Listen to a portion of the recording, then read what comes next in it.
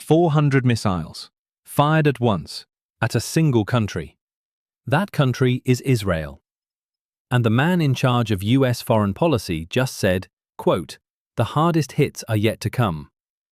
This is not a drill. This is day 3. Just hours ago, Iran launched its most devastating retaliatory strike in history. Over 400 ballistic missiles and armed drones launched simultaneously at Israeli cities.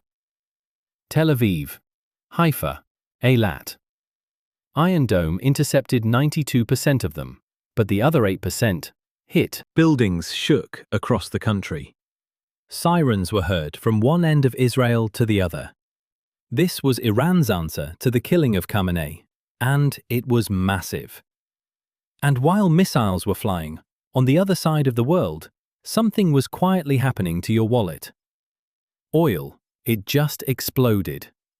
Brent crude jumped 14% in a single day, hitting $85 a barrel. And that's just the start.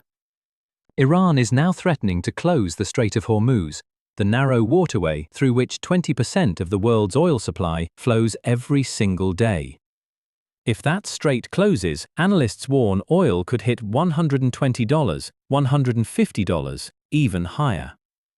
Meanwhile, gold hit an all-time record, $3,200 an ounce.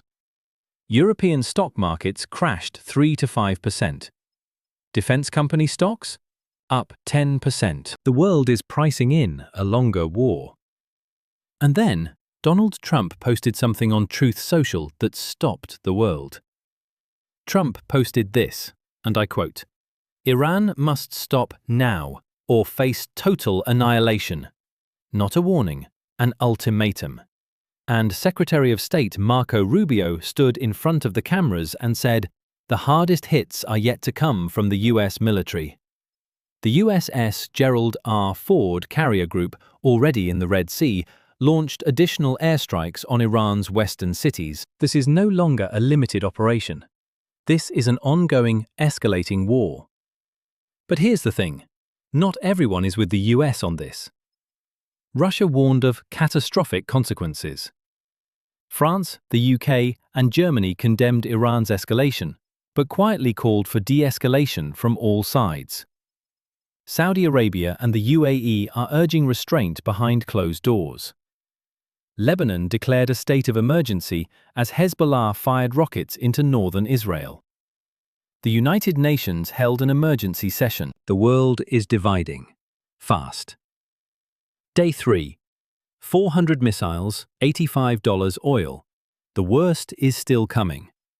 The question now is, does this end at the negotiating table, or does it end in something none of us can come back from? If you're following this story, hit subscribe right now, because this is moving faster than any news cycle can keep up with. I'll see you in the next one.